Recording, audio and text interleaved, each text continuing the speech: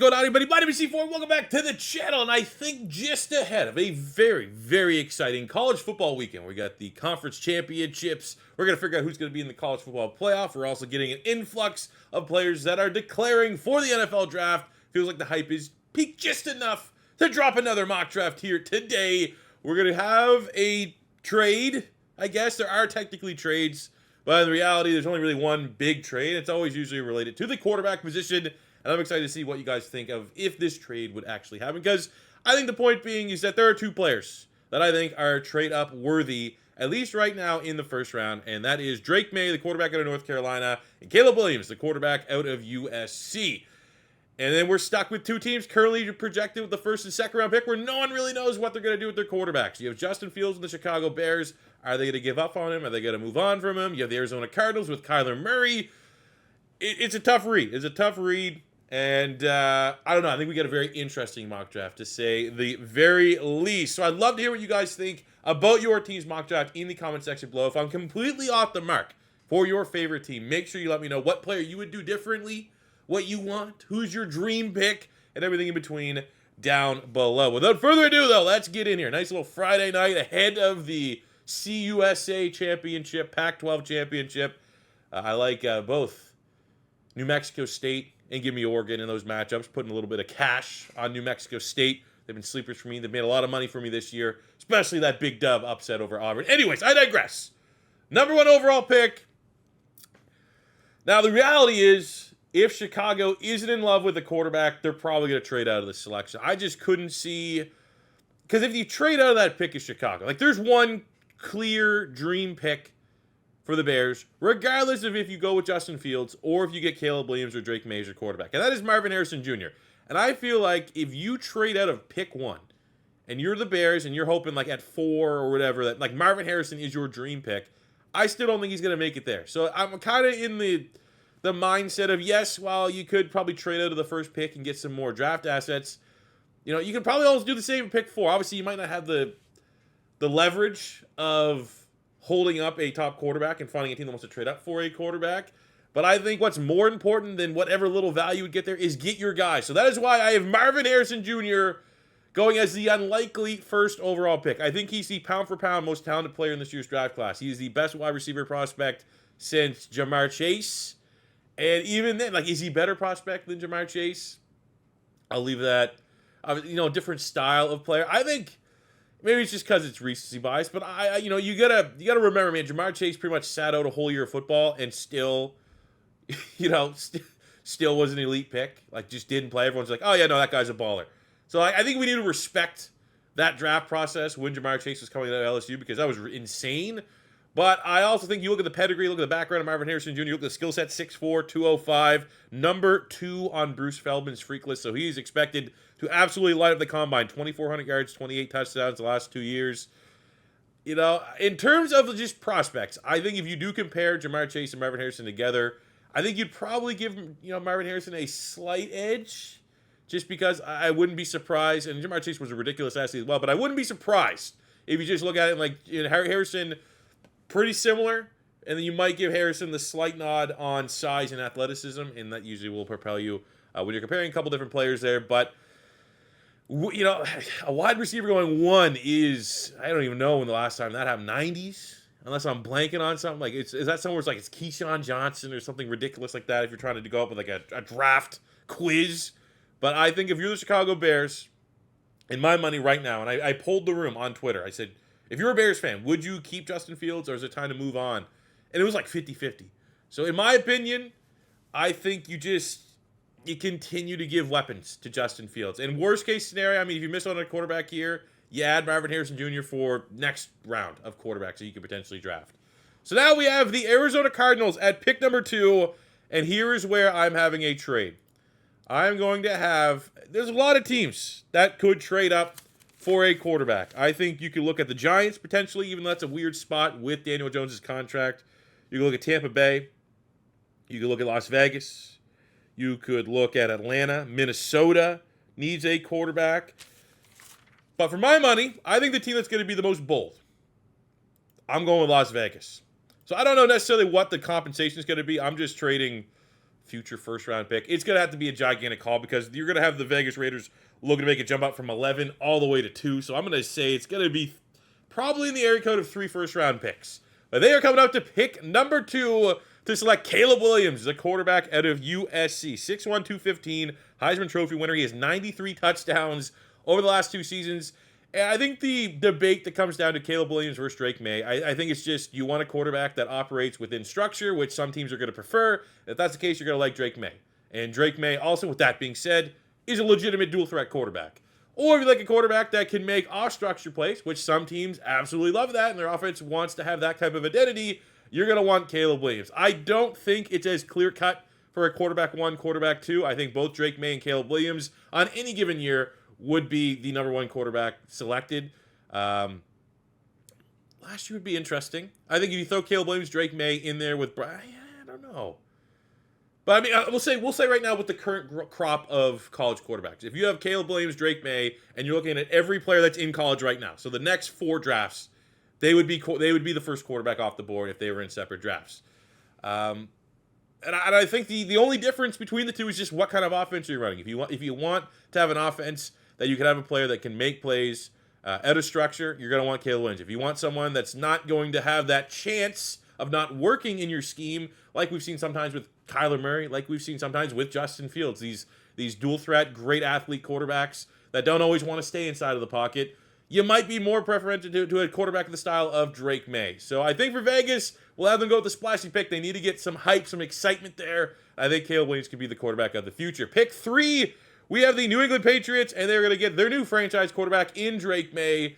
Will Bill Belichick still be there to make the selection? That is a very interesting question. But I think if you told me, and I was the Philadelphia Eagles, we needed a quarterback, we were picking at 2, Caleb Williams or Drake May, and I don't want this to come off as like anti-Caleb. I think I would go Drake May slightly. I just think you look at the pros, you look at I think they both have very similar ceilings. They have ceilings of franchise quarterbacks.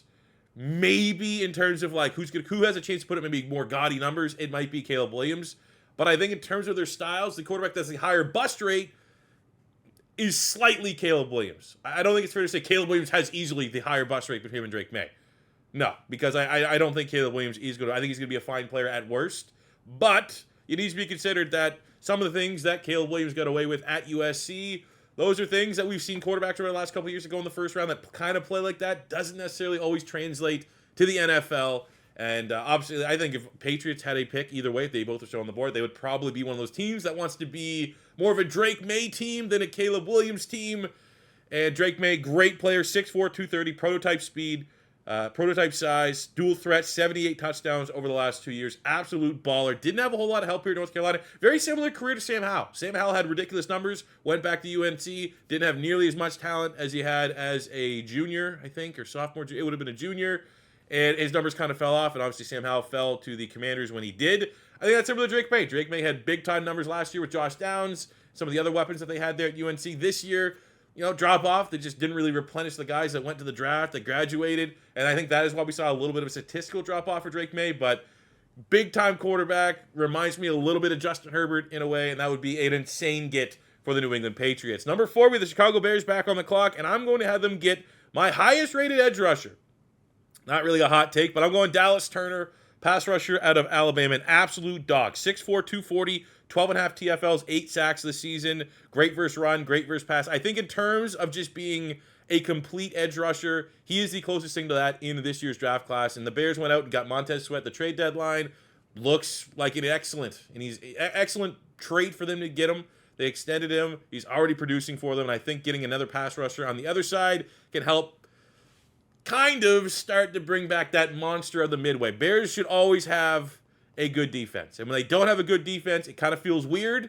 So I think offensively, you hope Marvin Harrison and Justin Fields and DJ Moore and Cole Kmet and that offensive line can continue to grow and develop. But defensively, I still think they need a couple more pieces to bring back that monster of the Midway. I think Dallas Turner at 4 is a great way to get there. Washington at pick 5 are having to get Joe Alt, offensive tackle out of Notre Dame. Maybe a slightly hot take that I have him going ahead of Fashanu, but at 6'8", 322, he had a 91.2 PFF grade, which is the second rated out of every offensive tackle in college last season. He's a pro-ready franchise tackle for the Commanders to protect Sam Howell, who looks to be a franchise quarterback. I think you have some Commander fans here that are kind of like the Bengals when they had the opportunity to get Sewell or Jamar Chase. I think a lot of Commander fans might want the splashy pick, but I think you protect Sam Howell should be the first priority because at least you still have Scary Terry. You got playmakers out there, but that offensive line is kind of butt cheeks, so Alt would certainly win. And then, hey, right after that, I think the Giants continue the trend here. They get Fashanu,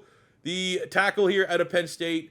I think you look at Evan Neal and you're almost thinking, I don't know, do you move him inside the guard? Hasn't really panned out. That was a miss. I thought he was a top 5 player when he declared out of Alabama. Don't necessarily know what's going on because he's a freak athlete. Maybe just you move him inside the guard, try to salvage that. But offensive line is an issue for the Giants, and they're in a weird spot, man, because like on one side, it's like, are they going to get a quarterback? Because is Brian Daboll fighting for his life? If he doesn't figure out the quarterback spot, is he going to be fired? Does he want to continue to kind of like have his job security be tied to Daniel Jones? I think because of the Daniel Jones extension, this is, unless a quarterback fell to them at 6, I think the Giants are in that weird spot where, like, I don't think they necessarily can be aggressive to go get a quarterback with Daniel Jones on the books. So you got to try to continue to salvage Daniel Jones a little bit here. I mean, you could shock to go Brock Bowers potentially. I just think after seeing Kyle Pitts and knowing where Kyle Pitts went, knowing how Kyle Pitts has struggled in the NFL, I think some of that is down to Atlanta. I think Kyle Pitts being as hyped as he did and going as early as it might hurt Brock Bowers' stock here a little bit, but that actually could be a good pick here for the Giants because Darren Waller is exactly what most non-biased fans thought Darren Waller was when he got traded from the Raiders to the Giants. He's just injury-prone. Availability is the best ability, and he just does not have that at this point. But I think at 6, you got to help Daniel Jones as best you can. I think giving him a right tackle to pair with Andrew Thomas, who's a elite left tackle, would be the best course of business. Tampa Bay at pick 7. Went a little off the board here, at least in terms of NFL mock draft database, the site that I always use. I am going to have them get Jaden Daniels, the quarterback out of LSU. Now, I like Jaden Daniels back at Arizona State. Won a couple bucks when he was a true freshman playing there. Slight frame, but I think, again, today's NFL prototype in terms of height, weight, speed at quarterback, kind of thrown out the window a little bit. As long as you are a baller, you are going to have a shot to play in the NFL. And I think Jaden Daniels, even though he's a little bit slight, 6'4", 210, and that 210 is, he might be one of those guys that comes in the combine with weights in his pockets. I don't know if that's 210. Kind of freaking, he's built like Devontae Smith on the Eagles. Needs to be said, but just ridiculous at LSU. Now, you look at some of his ridiculous production. We got 5,000 total yards, roughly 50 total touchdowns. Some of that was against inferior competition. Some of that they kept him in the game to, I don't want to say, of all the players I saw, him and Bo Nix kind of stat pad a little bit. But production's production, man. And Jalen Daniels looks like an absolute baller and made me a believer. I had him as a second-round pick before this year started. He's earned it. He is absolutely earned it. You look at Tampa Bay, you have Baker, who's been solid, right? Good role player. He's not necessarily the guy you want to tie on to your franchise quarterback. I don't think you're getting a career revival out of Baker Mayfield if you're the Tampa Bay Bucks. And this is a good shot here to get yourself a quarterback. They believe in Jaden Daniels. You're going to need to maybe alter the offense just a little bit, but I feel like you come in there, have him compete. You don't have to pay Baker Mayfield anything, so you'll be able to kind of keep that salary cap. Or you can have Baker Mayfield as like that transitionary quarterback. But I think you put Jaden Daniels with Chris Godwin, with Mike Evans. Good luck. There you go. There's your weapons. You go from LSU where you have big-time weapons. You're going right to an NFL team that has big-time weapons, very quarterback-friendly weapons. So maybe a little bit of a hot take having him going within the top 10, but his stock is at an all-time high right now. And for my money, he is the Heisman Trophy winner this season. We have the Jets at pick number 8. And I'm assuming they're going to have Aaron Rodgers back. The biggest issue for the Jets is the offensive line. So I'm going to have them select J.C. Latham, the offensive tackle from Alabama. 6'6", 335 pounds, just a ridiculous mauler. And, it's what you need. There's no other way to put it. You have to protect Aaron Rodgers. So many people that are talking about Aaron Rodgers trying to rush to come back and play this year, everyone's like, doesn't matter because their offensive line is absolute garbage. And they blame the offensive line for why he got hurt. Because he was under for whatever little bit we saw him in New York. There was barely any pocket on that one drive.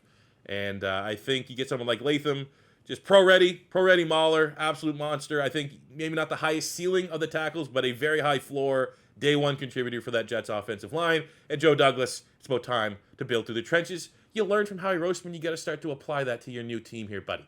We have the Chargers at pick number 9, and I'm going to have them get the top corner in this year's draft class. That is Kool-Aid McKinstry out of Alabama. We got a 6'1", 195-pound corner, 87.5 PFF grade, one of the highest graded corners in all college football. Now, he doesn't have ridiculous production, but it's one of those things where you just, The teams don't throw at him. He has that reputation already, and you can't really look at a corner for the most part and be like, well, look at the production. Therefore, he is great. Therefore, if he doesn't have the production, he's not great.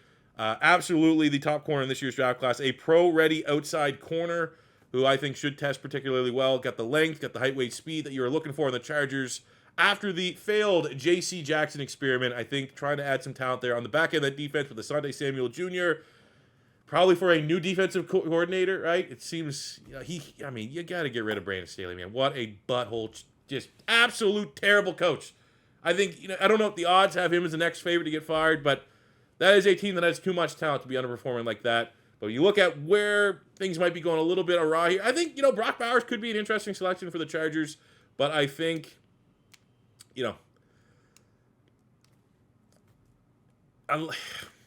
the best pick at 9 for the Chargers would be a healthy, just turn injuries off, right? That's what they need. That's the biggest thing the Chargers, they just got to be healthy for once.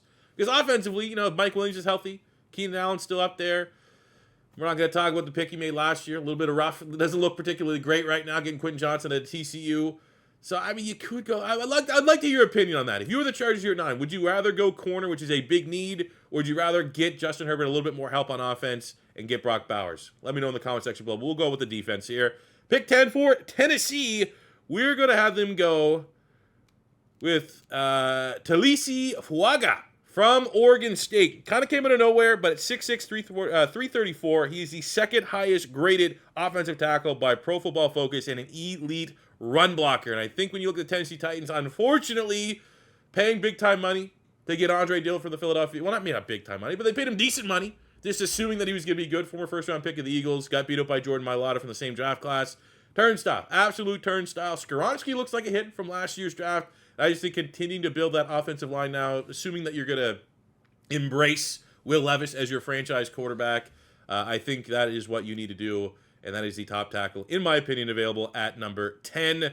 Big-time riser, probably only going to improve his stock even more as we get into the draft cycle. Pick 11 for the Arizona Cardinals. I'm going to have them stay on the defensive side of the ball here with their first selection after trading out of the pick and get Nate Wiggins, the corner out of Clemson. 6'2", 185 pounds. So it is good at the top end of this draft in terms of those classic long height, weight, speed, corner one, outside corner type prospects. And Nate Wiggins absolutely fits that bill.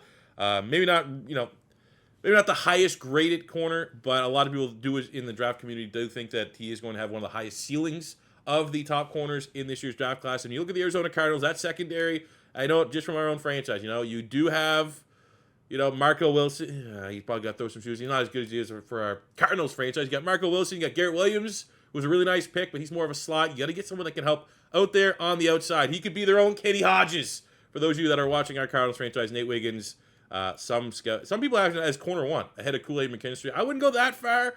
But that, hey, at the combine, both them test. If one of these guys truly, establishes himself as the elite athlete, you definitely could see some shuffling at the top of that board. Pick number 12, we have the New Orleans Saints. And I'm going to have the Saints this is maybe my first kind of surprise. Chop Robinson out of Penn State.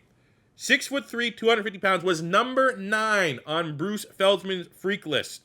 He is going to test very, very well. He's an elite athlete, an explosive edge rusher, 7.5 TFLs, 4 sacks. Does have ridiculous production. That is not really the mantra of a Penn State edge rusher. Micah Parsons had 5 sacks the year that he went into the draft. I think you're going to see somewhat similar. I think similar prospects between Micah Parsons and Chop Robinson. Not saying Chop Robinson is going to be a freakish generational type edge rusher immediately, the way that Micah Parsons was for the Dallas Cowboys. But there's a reason why. I think the idea that when you compare players, if I compare Micah Parsons to Chop Robinson, you're only just doing it because they're edge rushers from Penn State. But the idea, a lot of these teams recruit specific styles of players as long as you have that continuity of the coaching staff, because these coaches are looking for the same type of players that can kind of keep turning in and out. So, Chop Robinson's when Penn State was recruiting defensive ends, we got Micah Parsons. We need someone that's like Micah Parsons. And that is what they got in Chop Robinson, an elite athlete that is supposed to absolutely dominate the combine. I think his athletic profile and upside is going to kind of trump his lack of production, especially compared to Jared Verse last year and Latu over the last 2 years, who has ridiculous production. Athletes always go over production for the most part once we get real late in the draft cycle.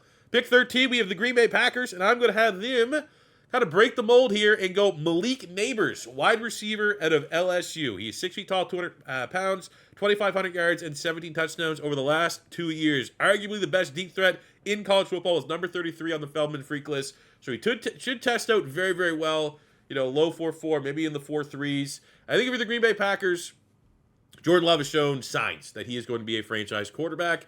And while you do have a really young wide receiver core that you want to be optimistic that Christian Watson's going to put it all together, Jaden Reed is going to get better.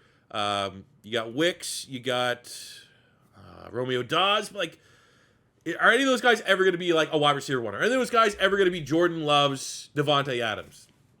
Probably not. Malik Neighbors gives you that profile, gives you that potential, even though it is a position that Green Bay really does ignore a lot. Maybe this is just wishful thinking that they finally will address the wide receiver spot. But I do think if you're going all in on Jordan Love, you either go wide receiver or tackle at this spot. And I think Neighbors offers really, really good value. We have the Rams at pick 14, and I'm going to have them select Jared Verse, the pass rusher out of Florida State, formerly of Albany. So he made that big jump from Albany, what is that, Div 2 or something like that, to Florida State and hit the ground running. 6'4", 260. His height kind of fell off a little bit, had ridiculous production last year. A lot of people thought if he declared last year, he would have in the first round, went back to school. Production didn't explode like many people thought. 9.5 TFL, 7 sacks this year, but he is a pro-ready pass rusher, number 26 on the Feldman freak list. So he's another guy that's going to go into the combine, go into the pro day cycle with a big-time hype surrounding him. And I think that for the Rams, edge is as big of a need. I mean, they got a bunch of holes all across the board, but I think being able to get Jared Verse there at 14, a guy that 3 months ago would have been projected to go top 3, top 5, is really, really nice value. Cincinnati at 15, oh boy, they're going Brock Bowers. I don't know if it's even fair to call him a tight end. I think he's going to be just a weapon. You got to play him tight end, you're going to play him outside, you're going to play him in the slot. Out of Georgia, 6'4", 240, 2,400 yards, and 26 career touchdowns. He's just an absolute mismatch. Number 45 on the freak list, not necessarily like a Kyle Pitts-esque athlete, but more than enough should hold his own and grade out as one of the, I'm looking at these guys here. Jaheim Bell and Javian Sanders probably going to, Theo Johnson down here. Canadian, also a big-time athlete. But I wouldn't be shocked if Brock Bowers, we had that with Michael Mayer a little bit, right? Michael Mayer was consensus tight end. Didn't necessarily test as well, kind of fell a little bit. I don't think that's going to be the case for Brock Bowers. I think Brock Bowers is going to be the hype tight end from this year's draft class. And once he tests, he's got to really establish himself as a type tight end in this year's draft class. I think we look at the Cincinnati Bengals, might be some turnover in that wide receiver room. T. Higgins, what are they going to do with Tyler Boyd? They don't really have much at tight end. So that is going to be a good get for Joe Burrow and company, especially if they finish at pick 15 with Burrow out for the year. Very disappointing season for the Bengals. This pick here would give them massive hype going into next season. Buffalo at pick 16. As it stands, I'm going to have them get Keon Coleman, wide receiver out of Florida State. It's all pretty much guaranteed that Gabe Davis is going to move on. So the Gabe Davis is your outside, your big playmaker at 6'3", 6'4", somewhere in that range. So you're pretty much just getting a like-for-like stylistic type wide receiver in Keon Coleman, 6'4", 215, 600 yards, 11 touchdowns. But, you look at that profile, 6'4", 215, you kind of think, okay, he's going to be a jump ball. He's going to be a 50-50 guy. Absolutely not. He does punt return. He's a legitimate athlete. I don't know if necessarily he's a freak athlete, but he's going to probably test a lot better than people expect. And I think that he has ridiculous, his catch box, the wingspan, catch rate, it's impressive, and I think it's a great compliment to what the Buffalo Bills are currently lacking at that wide receiver spot. I think it's a little bit more dynamic than a Gabe Davis. So arguably, there's a shot that he would be an upgrade over Gabe Davis, assuming that you can keep Stephon Diggs happy and keep that wide receiver room together. That is a big-time, legitimate weapon for that Bills offense. Probably with also a new head coach, especially if you ask any Bills fans. Seems like they're pretty much checked out on McDermott being their coach for much longer. Pick number 17, we have the Arizona Cardinals back on the clock, and I'm going to get Jerzon Newton, the D lineman out of Illinois, 6'2", 295, 8.5 TFL, 7.5 sacks last year. I think we just got to get a little bit of a pass rush going here for the Arizona Cardinals. Could go for Latu, but I think Newton will be able to more contribute on that defensive front there for Jonathan Gannon and give you a little bit more option, a little bit more versatility. And he's just been a very consistent producer. He's kind of like the Max Crosby of college football, just plays every goddamn snap for Illinois. Never slows down, an absolute workhorse, great power rusher, and I think he should test particularly well in a weak defensive tackle class. Moving to pick number 18, we have the Denver Broncos, and we're going to have them get Latu, the most ridiculous statistical pass rusher in this year's draft class out of UCLA.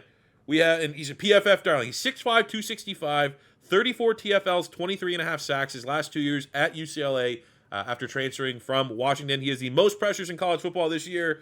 Maybe not a freak athlete. The kind of word right now in the scouts, you look around, is like he's not going to necessarily light up the combine like some of these other, like a Chop Robinson would, or like a Jared Verse might potentially do. But production is production, and for every freak edge rusher, you get the guy that might not be as freakishly athletic, but he wins with technique, wins with instincts. I think you're getting a little bit more of that with Latu, which can help that Denver Broncos pass rush, especially after Randy Gregory didn't really work out, and he was kind of supposed to be their big money guy.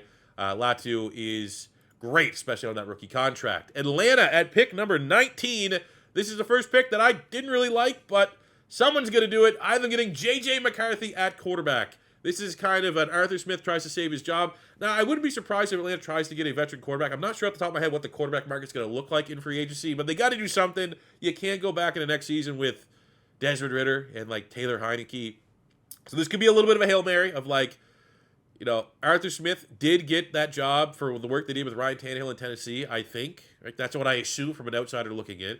So I think that if you're Arthur Smith, you're like, well, let me get J.J. McCarthy. It might buy me a couple years, at least another 2 years for, say, to be the head coach of Atlanta, because they're going to let me develop this guy. Because he's a little rough around the edges. 5-star recruit, 6'3", 200 pounds, 91 PFF grade, 74% completion percentage, 2,500 yards, 24 touchdowns to 4 turnovers. Protects the football, but it's tough to gauge how good is he? Because Michigan kind of protects him a little bit. Michigan does not have a quarterback-friendly scheme. You just hand the football off. But, that's kind of Atlanta, right?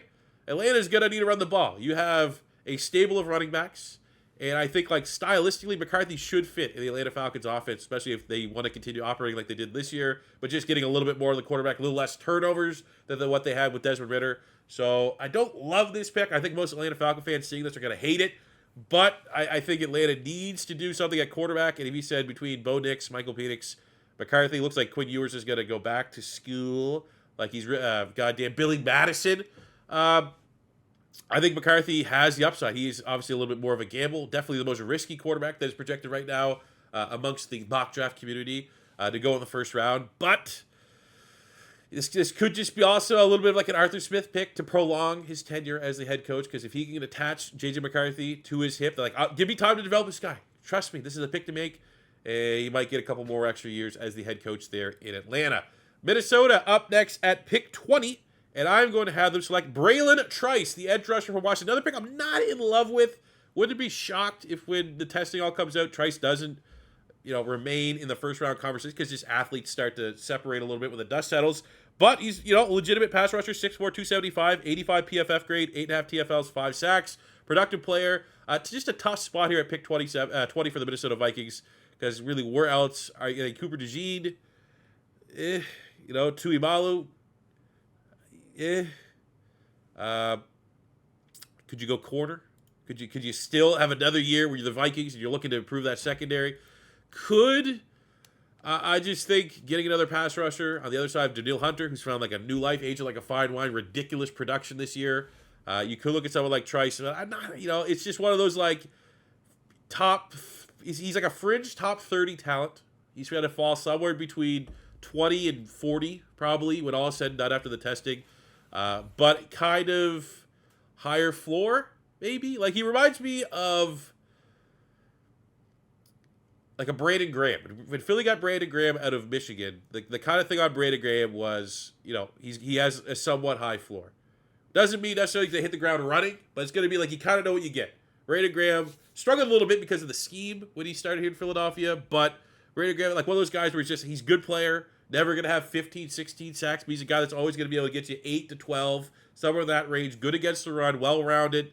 And I think that you get a little bit of that in Braylon Trice. So, not my favorite two picks. Arguably my two least favorite picks of this entire mock draft. But I just think weird spots for both those teams with the players that are available. Could be prime candidates to trade down, honestly. Indianapolis next up at 21. And I'm going to have them get Rome Odunze, the wide receiver out of Washington, 6'3", 215, number 57 on the freaks list. Some people are thinking that he might have a chance to run the low 4.4s as a big-bodied wide receiver, but get more weapons for Anthony Richards there. I don't know what the plan is with Michael Pittman in his contract, but assuming you keep Michael Pittman, You got Josh Downs, who looks legit. Definitely is like you can move around, put him in the slot, has some nice speed, good route runner. And then Odunze gives you that little, Pittman's not the fastest guy, so Odunze gives you a little bit of that height, weight, speed. Another big-time weapon to capitalize on the cannon arm of Anthony Richardson. Big-time production for Odunze. Well, pretty much just craps out 1,000-yard seasons. For Washington, very reliable weapon for Michael Penix. Always shows up in big games for Washington. I think that'd be a great pick there for that Colts offense. Seattle up next at pick 22.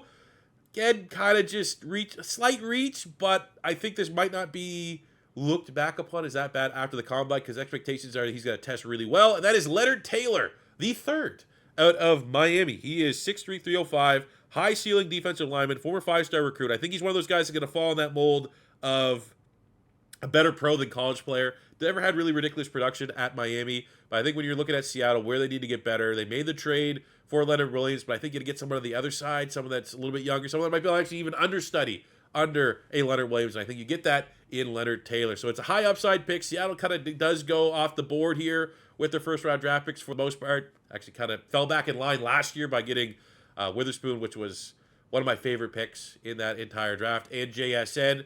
But I think Leonard Taylor is one of those Pete Carroll, high upside, I'm going to develop him, I'm going to make him something special type picks there at 22 to improve that defensive line. 23, we have the Pittsburgh Steelers. That just feels like every year project Pittsburgh to get corner. This year's no different. I'm going Terrion Arnold, the corner out of Alabama, 6 feet tall, 196 pounds, 89.9 PFF grade, which is 6 overall for all corners in college football. 5 interceptions, 10 PBUs this season. Converted safety. He's recruited as a safety at Alabama. You see that in his tape. Loves to tackle. Kind of reminds me a little bit of Devin Witherspoon last year. Maybe a little more fluid than Devin Witherspoon. Should test well. One of those big-time Alabama recruits. Usually those guys are very good athletes.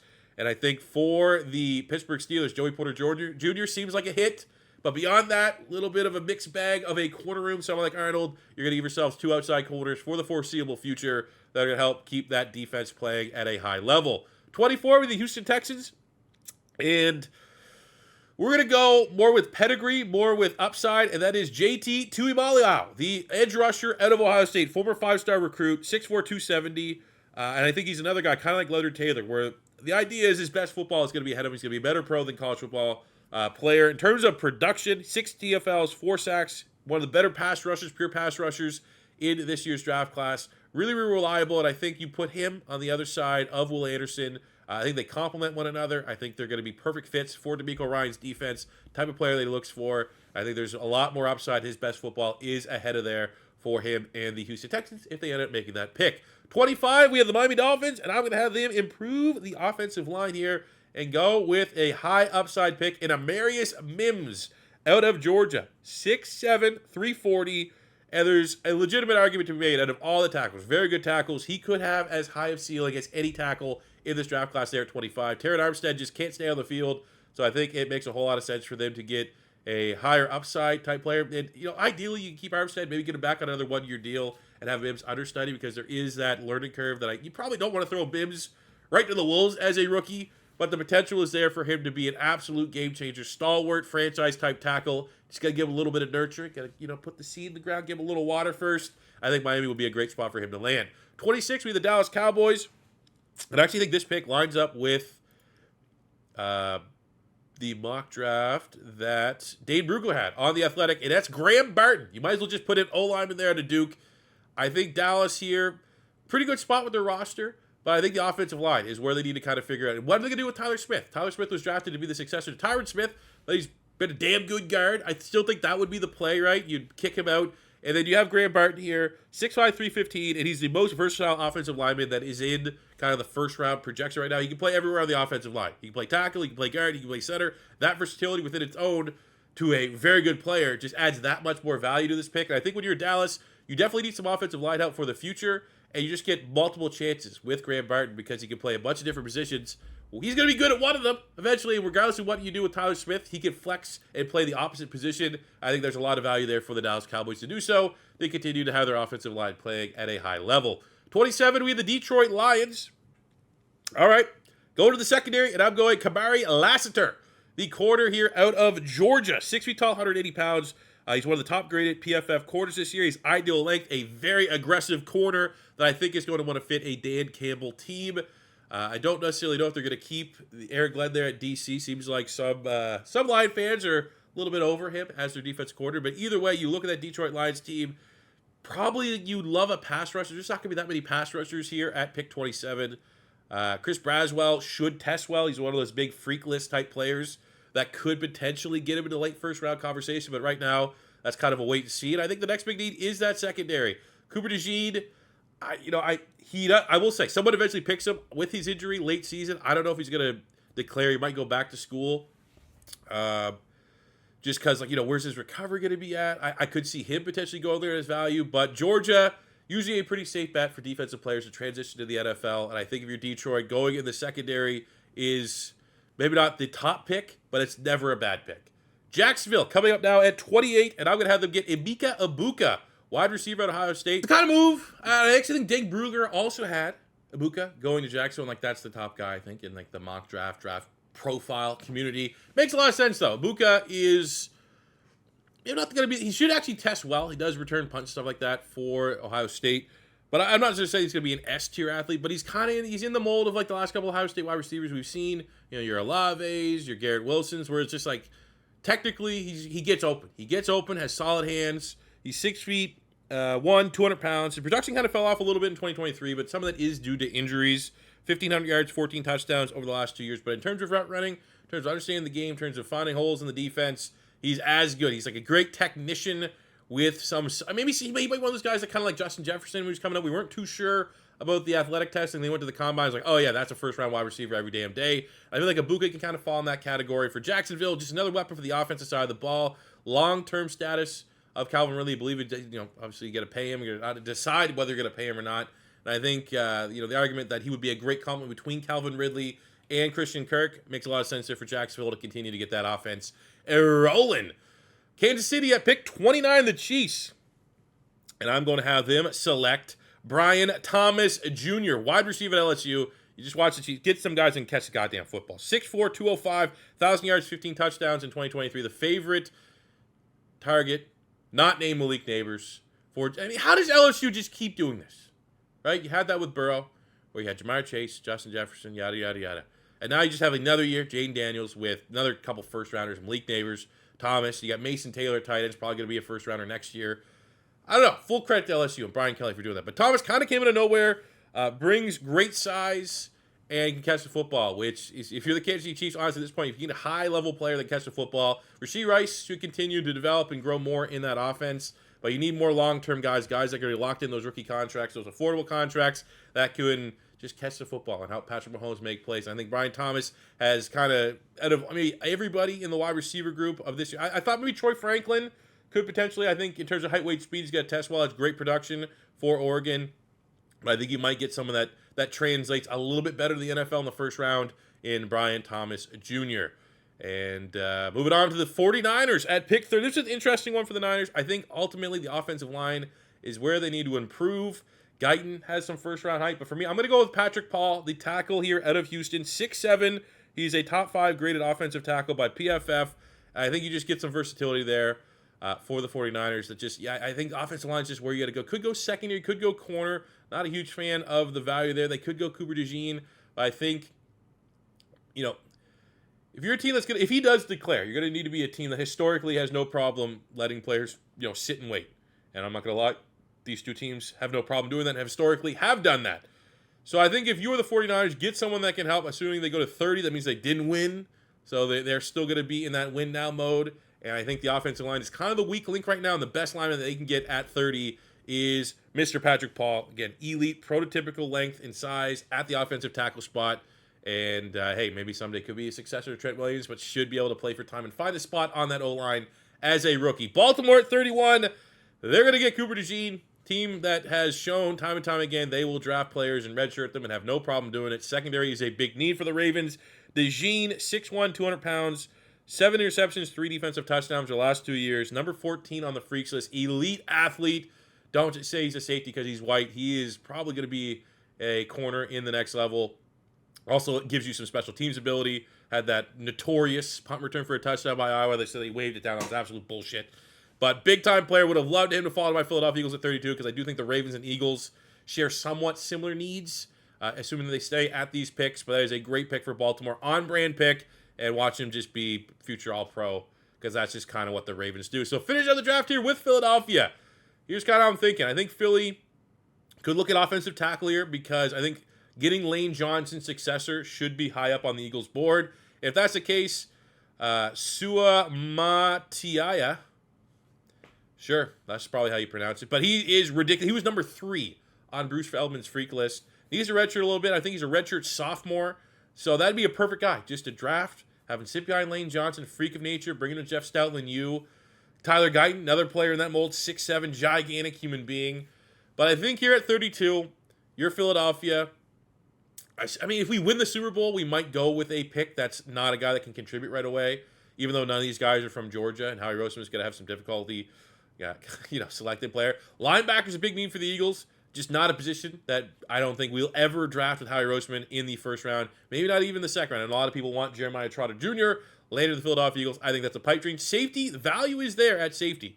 Tyler Nubin, big-time production, should be pro-ready, ready to contribute right away. Cameron Kitchens from Miami, I actually love that pick. But I think much like linebacker, even though this is a need for Philadelphia, not necessarily a ridiculous need, because you have Sidney Brown, who we hope that can continue to develop and be big. You have Reed Blankenship, who's one of the most underrated players, solid, steady hand. But I do think they kind of want to use Sidney Brown as like a utility player, have him play in the nickel, have him play safety, and you still need someone else in that trio. I think we really want 3 good safeties. I think we're going to go corner.